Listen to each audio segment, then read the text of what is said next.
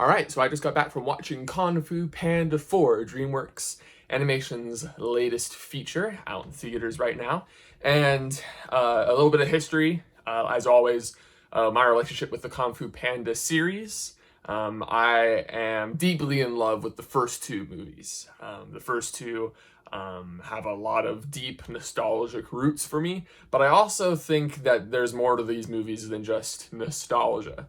Those movies have a lot of style, a lot of heart, great comedy, great drama, great animation. So there's, needless to say, they were very foundational in forming my tastes in movies and my love for movies in general. So the third one I don't think is as good as the first two, but it does have some pretty high highs, and I think is a worthy addition to the series. So believe it or not, now here we are, 16 years after the first movie. We're getting Kung Fu Panda 4, and unfortunately, I don't think this movie needs to exist after having seen it. It feels very disconnected from the rest of the series.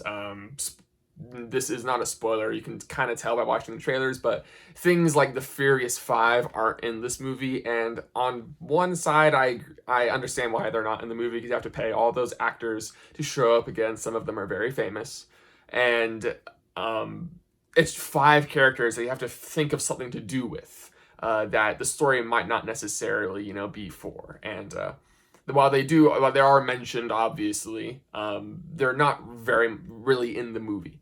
But on the other hand, that makes the whole movie seem kind of disconnected. And it's not just the fact that the Furious Five aren't there, but this movie feels more like a extra story that is separate from the main story. You know how like sometimes you'll get a book series and they'll have like the main book series, and then there might be like a shorter spin-off book that you read. That's what Kung Fu Panda 4 feels like to me. And that could be because I'm older and I've spent more time with the first three movies, especially the first two, that this one just kind of feels like an afterthought and offshoot. Maybe if you watch all four back to back for the first time, it will feel like an intricate piece to the puzzle. I don't know, but to me, this movie just felt like it was going through the motions. We have a villain who's played fine by Viola Davis, who's a wonderful, wonderful actress. And I'm not saying that she's hamming it in with voice acting here. It's just, she's fine. She's just whatever, but she's nowhere close to what we got with Ian McShane and Gary Oldman in the first two, J.K. Simmons in the third. But she's a good bad guy. Awkwafina is here once again, and she's doing her Awkwafina thing. She's very good at it. She's a little bit less animated. She's less exaggerated in this movie, and she's fine. Jack Black is great as Poe, as always. But the script, the story is just not quite there for this one. It feels like this was more of a studio mandated movie than a passion project, where the studio's like, we need to make another Kung Fu Panda movie, and we'll have our writers do it. And they're like, well, okay, but we don't really have a story. And like, well, think of something. And so they did their best. They thought of something, but it felt like there wasn't as much passion behind Poe's arc. It just felt like, yeah, here's where Poe would be at this time of life, and yeah, here you go. And not to spoil anything, but during the climax of the movie, the final fight, Poe does and acts a certain way that kind of makes it feel like this isn't the biggest thing to happen in his life. Like, he's been here before. He's not really too concerned at all about if he's going to be okay, if his friends are going to be okay.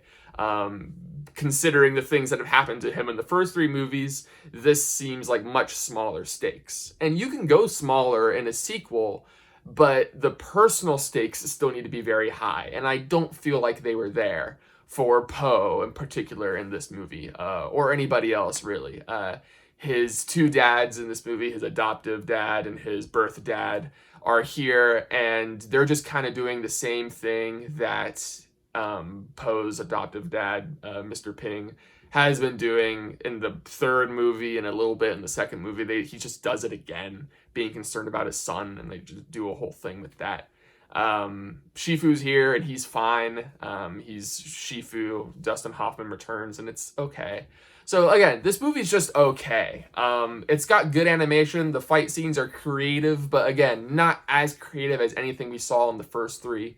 So I want to get across that this movie is it's not a bad movie. People here definitely put in some effort and they tried, but I don't think that spark, that edge, in the script department and in just the storytelling was quite here for this one, as it was in the first two and the third.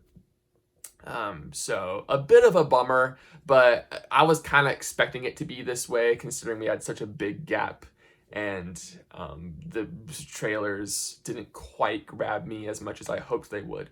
But if you are a Kung Fu Panda fan and you want to watch everything Kung Fu Panda related, you want to see all the movies, it's definitely worth checking out. There's definitely stuff to enjoy here. But if you're more of a passive fan, no real connection to the series, there's really nothing new to see here. You can definitely go watch Dune, but if you want to take your kids to something, it's kind of a toss up between this and Migration. They're both fine. If Migration is still in the theaters, I don't know. So yeah.